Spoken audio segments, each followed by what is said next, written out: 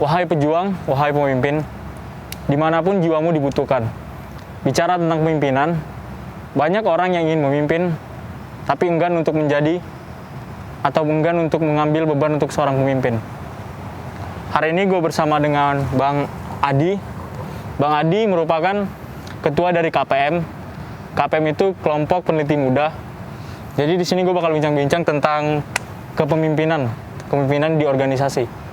Jadi untuk teman-teman yang mungkin kurang tahu apa itu KPM, KPM itu merupakan unit kegiatan mahasiswa yang ada di Universitas Negeri Jakarta yang bergerak dalam bidang penelitian dan penalaran.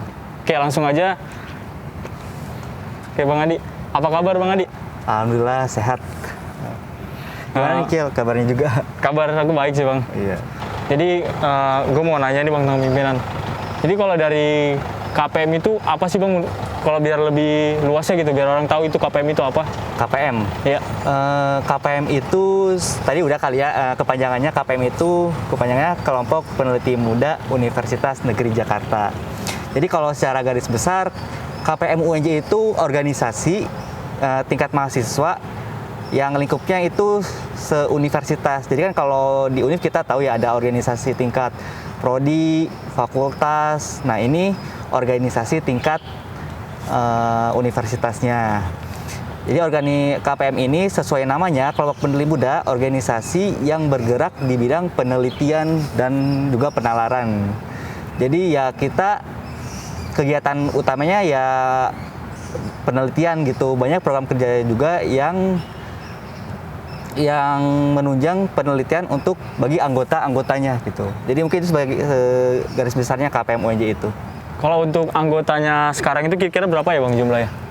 Kalau anggota itu jumlah spesifiknya saya agak lupa ya. Tapi kalau dihitung dari angkatan 2020 yang baru kemarin, terus 2019, terus 2018 yang memang masih berkuliah, tentu jumlahnya bisa sampai sekitar 300-an gitu kalau buat anggota ya. Karena kan di KPM juga ada yang jadi anggota, jadi pengurusnya juga. Berarti gue mau nanya nih, Bang, untuk pemilihan nih, Bang, masalah ketua kan, yang dimana kalau di BEM nih, Badan Eksekutif Mahasiswa itu kan pemilihannya itu demokrasi nih. Kalau di KPM itu sendiri pemilihan ketuanya itu bagaimana ya, Bang? Pemilihan ketuanya sebenarnya sama aja sih kayak BEM gitu ya. Kalau BEM kan ada pemilunya ya. Nah di KPM juga ada pemilunya, tapi memang sebelum pemilu itu ada tahap-tahap seperti wawancara calon ketua, yang hasil wawancara itu buat menentukan 10 besar untuk calon ketua. Nah dari 10 besar itu akan diseleksi lagi menjadi 5 besar melalui tahap fit and proper test buat diambil 5 besarnya. Nah 5 besarnya ini yang nantinya itu bakal dipilih melalui pemilu gitu ya, pemilu yang memang bakal nanti dipilih oleh anggota KPM yang masih aktif berkuliah di UNJ ini. Nah dari 5 besar itu kita nggak langsung dijadikan yang suara terbanyak itu ketua gitu, enggak. Jadi kita diseleksi lagi jadi 3 besar.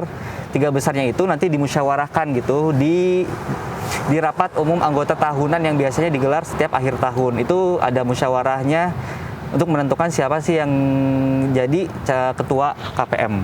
Nah, berarti yang ingin menjadi ketua itu berarti daftar kan, Bang, ya? Bukan daftar sih sebenarnya, lebih ke dia ikut wawancara. Dia pasti bakal jadi kan salah satu syarat ketua itu dia gelarnya APMM ya. Di KPM itu ada gelar internal gitu, ada APMP, APMM, APMU dan APMK. Nah minimal untuk calon ketua itu dia gelarnya APMM. Nah jadi semua pengurus dan anggota yang udah APMM itu akan diwawancarai semuanya sih. Jadi nggak ada pendaftaran tapi semuanya diwawancarai untuk ditentukan siapa sih 10 besarnya gitu. Nah ini gue tertarik sih, Bang. Kalau masalah pemimpin ya, Bang, ya. Yang tadi gue bilang banyak orang mau jadi pemimpin tapi kalau mau ngambil bebannya itu kan enggan gitu.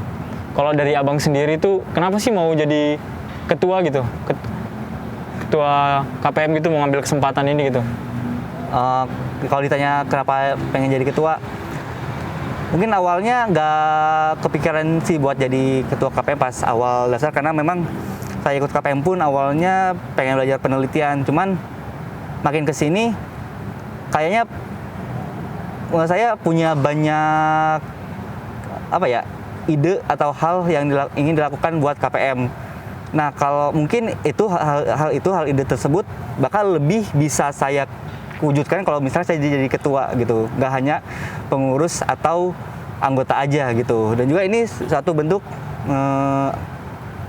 pengabdian saya gitu kepada KPM gitu, menjadi ketua ini. Setidaknya banyak hal yang kontribusi yang bisa saya berikan ke KPM dengan jadi ketua ini gitu. Berarti dalam kepemimpinan Abang udah pernah lah ya. Jadi kan sebelum ada KPM udah pernah menjabat dulu kan. Jadi ada pengalaman lah ya Bang ya. Iya, ada pengalaman jadi pengurus sekitar 2 tahun sebelumnya gitu. Bicara ini sih Bang, gue juga tertarik nih Bang. Mungkin teman-teman yang nonton juga nih Bang, dalam menyikapi yang dimana kan banyak tuh anggota-anggota Abang mungkin kan yang tidak sepemahaman, sependapat gitu mungkin dalam rapat atau dalam event-event tertentu gitu. Terus gimana sih caranya biar mungkin bisa menjadi satu tujuan sama gitu untuk menyikapinya itu gimana gitu? Menyikapi ini ya perbedaan pendapat iya, gitu. Ya, di organisasi. Tentunya pasti di setiap kita namanya berorganisasi pasti ada yang namanya diskusi, musyawarah, tentu ada perbedaan pendapat, misalnya si A pengennya ini, B pengennya ini. Ya kita mungkin kalau sebagai ketua ya mencoba memahami apa kemauan dari masing-masingnya dulu gitu, buat dicari jalan tengahnya, kira-kira apa sih yang paling baiknya gitu. Tapi kita nggak menolak pendapat ini, tidak menolak mentah-mentah gitu, tapi kita memikirkan apa yang solusi yang baik. Mungkin aja bisa misalkan ke beberapa pendapat itu bisa digabungkan buat jadi hal yang baru, itu tentu lebih baik lagi gitu. Jadi menyikapi pendapat itu ya kita coba rundingkan aja sih, dicari titik solusinya, dan kita nggak semena-mena buat nolak pendapat itu gitu. Iya benar sih Bang. Nih gue juga sih Bang ada pertanyaan, yang dimana gue orangnya kan susah nih untuk pendekatan ke orang nih Bang. Abang kan sebagai ketua mungkin udah banyak cara. Jadi apa sih cara super gitu untuk pendekatan ke anggota-anggota Abang gitu? Mungkin biar suasana lebih cair gitu, kebersamaannya dapat gitu, klop lagi gitu. Pintar-pintar kita aja sih buat nyari topik pembicaraan sama orang gitu. Ya minimal kita ngomong kayak nanya kabar atau nanya tentang jurusan, atau itu kan udah tentang perkuliahan lah intinya. Itu bisa jadi sebuah apa ya, pendekatan gitu ya, pendekatan secara personal gitu. Untuk selanjutnya mungkin ya kita bisa ajak main atau ke jalan kemana gitu, makan bareng. Itu salah satu cara yang bisa dilakukan buat mendekatkan kepada orang lain gitu. Itu sih mungkin caranya. Atau sekedar ngechat gitu juga bisa. Ini dari obrolan kecil gitu. Iya Bang. Kalau untuk saat ini kegiatan Abang apa aja sih selain jadi ketua KPM? Kegiatan saya sih ya sebenarnya kalau organisasi saya cuman KPM aja ya untuk sibuknya organisasi, cuman ya saat ini lagi kuliah dan juga masih ngerjain juga ada proyek penelitian juga. Saya juga ada proyek itu apa namanya, Risetok, mungkin yang itu platform startup buat konsultasi penelitian. Ya paling itu sih kesibukan saya, lebih ke organisasi, pendidikan, dan juga ada skill yang harus dikembangkan. Kalau cara bagi waktunya itu gimana sih Bang? Kan banyak nih mahasiswa-mahasiswa yang ikut organisasi kuliahnya nggak diurusin gitu, ikut kuliah tapi dia nggak ada organisasinya. Kan Abang nggak ikut dua-dua nih. Caranya gimana sih Bang bagi waktunya? Bagi waktunya sebenarnya lebih ke prioritas kali ya. Ya kita lebih utama sebenarnya emang lebih banyak pendidikan, karena kan kita kuliah juga ya untuk belajar gitu ya. Organisasi itu sebagai penunjang kita dalam berkuliah dan juga berprestasi tentunya. Kan berprestasi di non akademik gitu istilahnya. Ya kalau saya sih kalau misalnya lagi ada jadwal kuliah ya kuliah dulu, habis itu organisasi gitu. Ya pinter-pinter bagi waktu juga. Ya mungkin ya tadi pentingkan dulu pendidikan, habis itu kita organisasi gitu. Jadi kita berikan kemampuan kita itu 100% ke akademik, juga 100% ke organisasinya gitu. Benar sih Bang. Jadi nggak dibagi 50% gitu. Berarti tentuin prioritasnya dulu Bang ya? Iya. Nah, ini juga sih Bang, gue mau ngasih pertanyaan tentang titik jenuh sih Bang. Gue juga ikut organisasi nih Bang. Mungkin teman-teman yang lagi nonton juga ikut organisasi, yang dimana kadang kan jenuh gitu, ikut organisasi gitu-gitu aja, atau mungkin lagi males dengan kegiatan organisasi gitu. Gimana sih biar kita bisa revive lagi, bangkit lagi untuk biar semangat lagi ngerjain yang di organisasi gitu? Buat ngilangin jenuh, kalau saya sendiri sih kalau buat ngilangin jenuh ya ngelakuin apa yang seru gitu, atau apa yang kita sukai. Kalau saya sih biasa sukanya bisa dengerin musik atau nonton film atau jalan-jalan gitu ke suatu tempat. Nah, kalau biasa saya kalau dan gitu bisa nge-charge semangat lagi gitu, supaya setelah kita jenuh ya kita bisa kembali dengan suasana yang lebih fresh gitu.